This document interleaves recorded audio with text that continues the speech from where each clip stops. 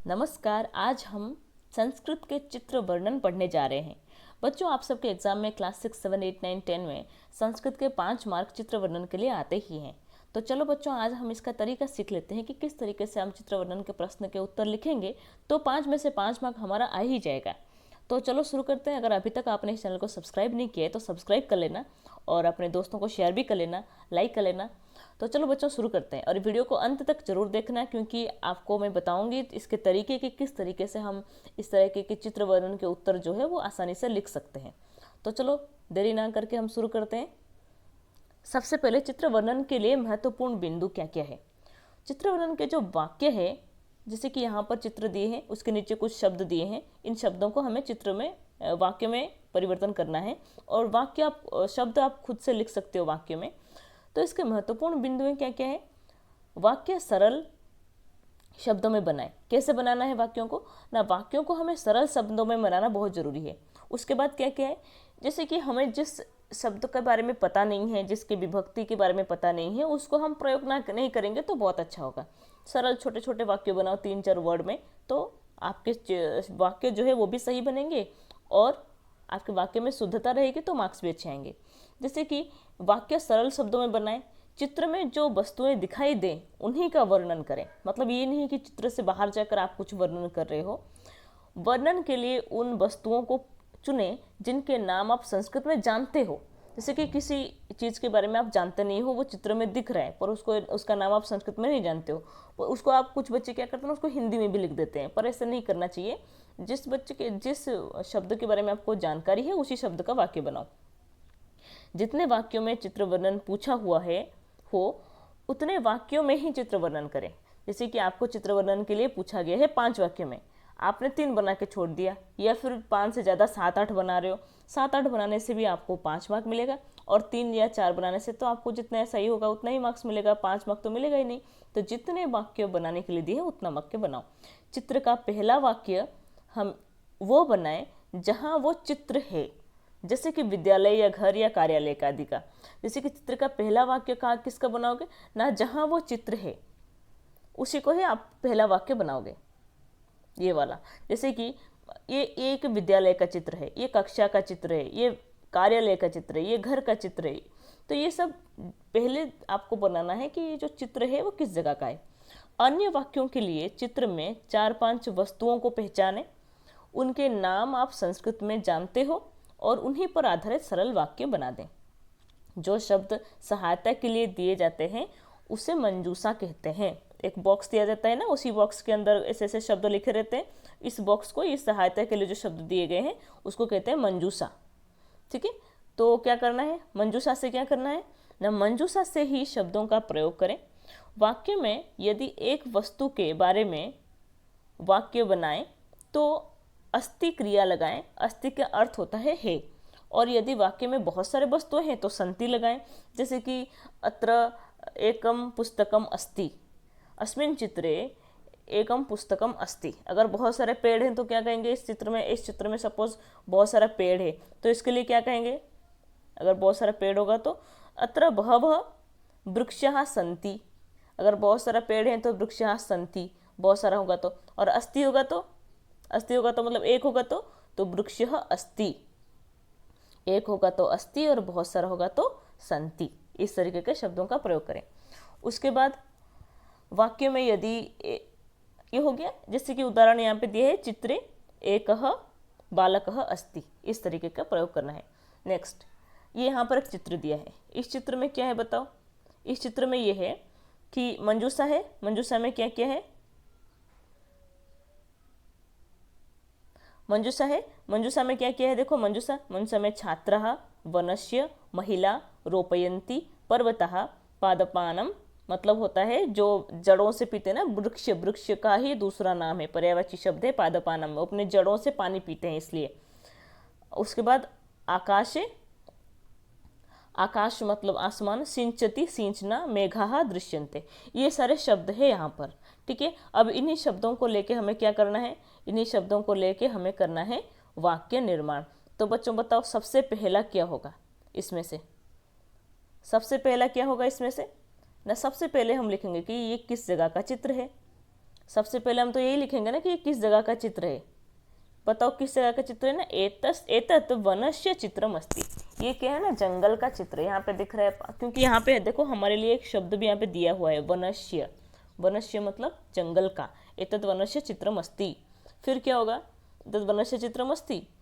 Number 2, बालकः पादपान् सिंचन्ति या सिंचति। बालकः, सॉरी, बालकः एक वचन है ना, इसलिए बालकः पादपान् सिंचति। जो लड़का क्या कर रहा है ना, ये पौधों को पानी दे रहा है।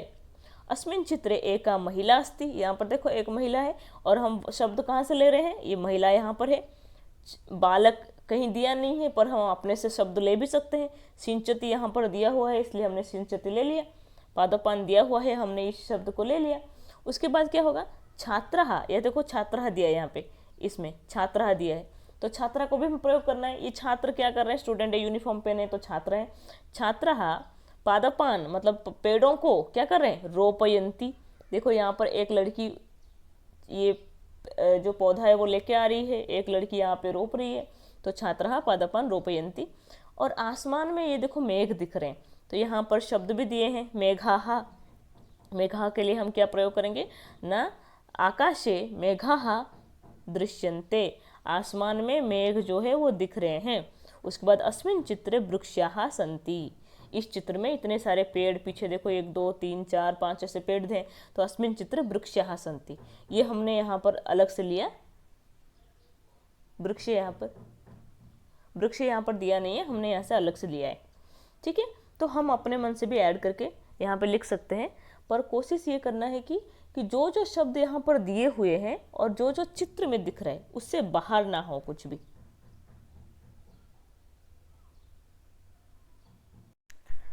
तो ये एक दूसरा चित्र है जिसमें एक उद्यान या वाटिका का चित्र है, और इस चित्र में क्या क्या दिया है ना, इस चित्र में जो शब्द दिए हैं ये है पुष्पाणि, वृक्षः, बालकः, जनाः, चटकाः, वृक्षेषु विकसन्ति, वाटिकायां कूजन्ति, भ्रमणाय अत्र वाटिकायां।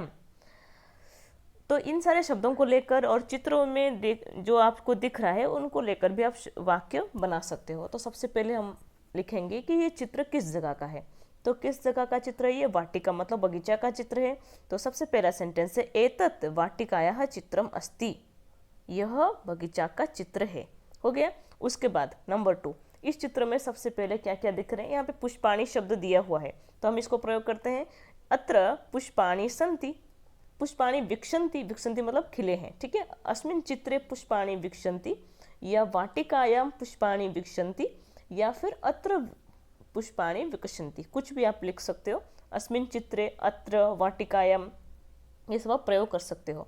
उसके बाद है जनाः भ्रमणाय आगच्छन्ति। अत्र जनाः, अत्र मतलब यहाँ पर, ठीक है, यहाँ पर इसके पहले आप अत्र लिख सकते हो। अत्र जनाः भ्रमणाय आगच्छन्ति। यहाँ पर एक आदमी देखो आया है, तो कहाँ पर, यहाँ पे इसको हम किससे प्रयोग करेंगे, जैसे कि यहाँ पर शब्द दिए हैं जनाः, देखो जनाः, ठीक है, तो जनाः को प्रयोग करेंगे। तो जना किसके लिए आए हैं, यहाँ पर शब्द दिए हैं भ्रमणाय, ठीक है, हमने इन दोनों को जोड़ दिया। क्या किया ना, जनाः भ्रमणाय आते हैं, आते हैं को क्या कहेंगे, आगच्छन्ति। जनाः भ्रमणाय आगच्छन्ति। उसके बाद नंबर 4 का क्या दिया है यहाँ पर, बालकः। देखो यहाँ पर बालक का दिया है, बालक कहीं दिया है, नहीं दिया है, तो हम हाँ यहाँ पर है बालकः। उसके बाद वाटिकायां, वाटिका में बगीचा में क्या कर रहे हैं, बालकः वाटिकायां क्रीडन्ति। ये देखो बच्चे पादकन्दुकेन क्रीडन्ति, फुटबॉल से खेल रहे हैं, तो हम खाली भी क्रीडन्ति लिख सकते हैं, बॉल कन्दुकेन क्रीडन्ति भी लिख सकते हैं। बालकः वाटिकायां कन्दुकेन क्रीडन्ति, या बालकः वाटिकायां क्रीडन्ति, या फिर बालकः अत्र बालकः क्रीडन्ति, ये भी लिख सकते हो। अस्मिन् चित्रे बालकः क्रीडन्ति, ये भी लिख सकते हो। वृक्षेषु चटकाः कूजन्ति, ये जो देखो पेड़ है यहाँ पर, वृक्षेषु दिया है, वृक्षेषु मतलब पेड़ों में, चटकाः उसी के ही पहले दिया है चटका, चटकाः वृक्षेषु, पेड़ों में जो चटका मतलब जो चिड़िया है वो क्या करते हैं, कू कू आवाज़ करते हैं, तो कूजन्ति। तो इन तीनों को हमने मिला लिया, क्या हुआ ये शब्द, क्या वाक्य क्या बना, वृक्षेषु चटकाः कूजन्ति, अस्मिन् चित्रे चटकाः कूजन्ति। आप सिंपल सेंटेंस भी बना सकते हो और सारे शब्दों को जोड़ के एक अच्छा सेंटेंस भी बना सकते हो। पर मैं आपको एक बेहतर सेंटेंस बता रही हूँ, क्योंकि अस्मिन् चित्रे चटकः कूजति, अस्मिन् चित्रे बालकः क्रीडति, अस्मिन् चित्रे सः उपविशति, ऐसे ऐसे शब्द, ऐसे ऐसे वाक्य बनाना तो सब बना सकते हैं। आप थोड़ा बेहतर वाक्य बनाना जानोगे तो आपके लिए भी अच्छा होगा, फ्यूचर में आपको एग्जाम में अच्छे से सेंटेंस बनाने का काम आएगा और आपके मार्क्स भी अच्छे मिलेंगे। उसके बाद क्या हुआ, ये हो गया लास्ट वाला सेंटेंस, अस्मिन् चित्रे या वाटिकायाम क्या है ना, पुष्पाणि विक्षन्ति। पुष्पाणि विक्षन्ति हमने यहाँ पर लिखा है और यहाँ पे 2 बार प्रयोग कर लिया, कोई बात नहीं, हम एक दूसरा वाक्य बना देंगे। क्या होगा बताओ, अस्मिन् चित्रे, ये चित्र पतंग दिए है ना, यहाँ चित्र पतंग मतलब होता है बटरफ्लाई, ठीक है, हम इसके जगह पे चित्र पतंग लिख देंगे कि अस्मिन् चित्रे या पुष्पेषु, ठीक है, पुष्पेषु चित्र पतंगा डयन्ते, पुष्पेषु चित्रपतंगाः डयन्ते, डयन्ते मतलब उड़ते हैं या उड़ रहे हैं, ठीक है। तो पुष्पेषु भी दिया है, हमने क्या किया, पुष्पाणि भी दिया है, उसी को हमने पुष्पेषु कर लिया। पुष्पेषु मतलब होता है फूलों में चित्रपतंग उड़ रहे हैं, पुष्पेषु चित्रपतंगाः डयन्ते, या फिर खाली भी लिख सकते हैं, अस्मिन् चित्रे चित्रपतंगाः डयन्ते, अस्मिन् चित्रे चटकः कूजति, अस्मिन् चित्रे बालकाः कन्दुकेन क्रीडन्ति, वाटिकायां जनाः भ्रमणाय आगच्छन्ति। इस तरह के हम वाक्य यहाँ पर बना सकते हैं। और ध्यान रहे, हमें 5 वाक्य बनाना है और 5 वाक्य सरल बनाना है और शुद्ध बनाना है। वाक्य के कर्ता और क्रिया में सही तारतम्य होना चाहिए, मतलब कर्ता एक वचन में तो क्रिया भी एक वचन, कर्ता बहुवचन में तो क्रिया भी बहुवचन। अगर बालकाः है तो होगा बालकाः है तो होगा क्रीडति, अगर बालकः है होगा क्रीडति, अगर बालकाः है बहुवचन है तो होगा क्रीडन्ति, बालकाः होगा तो होगा क्रीडन्ति, ठीक है। तो ये सेंटेंस अगर सही रहा ना कि कर्ता और क्रिया ये दोनों अगर सही रहा तो बीच में हम जैसे कि अस्मिन् चित्रे पीछे लगा देंगे, वाटिकायाम इसके पीछे, इसके आगे हम वाटिकायाम लगा देंगे, इसके आगे हम अस्मिन् चित्र लगा देंगे, तो भी जो वाक्य है आपका वो सही हो जाएगा। पर यह है कि बालकः क्रीडति करोगे तो सही है, बालकाः क्रीडति करोगे तो यहाँ पे सेंटेंस जो है गलत हो जाएगा। तो हम नेक्स्ट और एक उदाहरण देख लेते हैं। ये आपके चैप्टर 1 to 3 में ऐसे फिल इन द ब्लैंक्स वाला दिए हुए हैं। जैसे कि यहाँ पर चित्र में आपको क्या क्या दिख रहा है उसके बारे में लिखना है। यहाँ पे 2 घोड़े जो है वो दौड़ रहे हैं, यहाँ पे 3 हाथी चल रहे हैं, एक लड़का पढ़ रहा है, एक लड़का खेल रहा है, एक वृद्ध व्यक्ति चल के जा रहे हैं, एक वानर एक बंदर जो है वो खा रहा है केला, ठीक है। इसको हम क्या सेंटेंस बनाएंगे, 2 घोड़े, क्या होगा 2 घोड़े ना, अश्वौ धावतः, धावती धावतः धावन्ति, अश्व मतलब 2 घोड़े दौड़ रहे हैं। उसके बाद क्या है, 3 हाथी चल रहे हैं, गजाः चलन्ति, बहुत 2 से ज़्यादा होगा तो बहुवचन हो जाएगा, तो गजाः चलन्ति। यहाँ पर एक छात्र पढ़ रहा है तो छात्रः पठति, एक बालक खेल रहा है बालकः खेलति। उसके बाद एक वृद्ध जो है वो भ्रमण कर रहे हैं, रास्ते में जा रहे हैं तो वृद्धः या पितामह भ्रमति।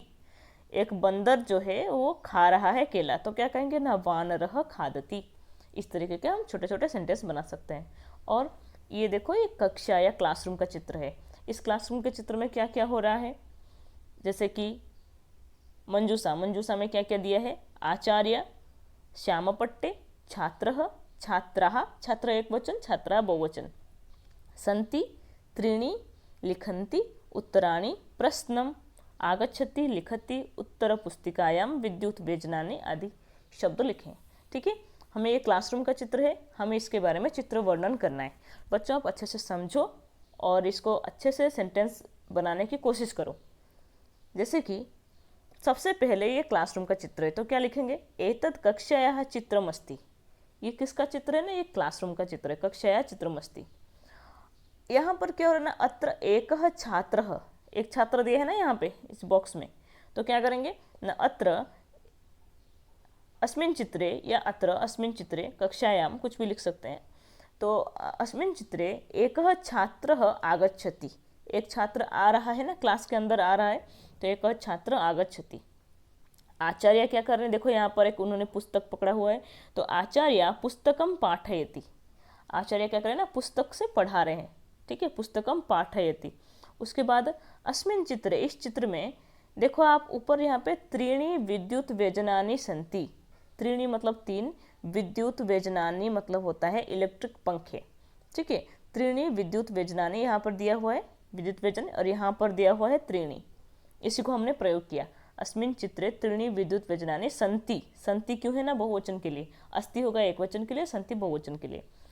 आचार्य श्याम पट्टे प्रश्नम लिखति, ये जो प्रश्न यहाँ पे कुछ लिखा हुआ है थोड़ा, तो आचार्य क्या कर रहे हैं ना, यहाँ पर श्याम पट्टे दिया है, ठीक है। जब श्याम पट्टे दिया है तो श्याम पट्टे का प्रयोग भी करेंगे। यहाँ पर श्याम पट्टे दिया है तो प्रश्न भी दिया है और लिखति भी दिया है, तो तीनों को मिला लेंगे।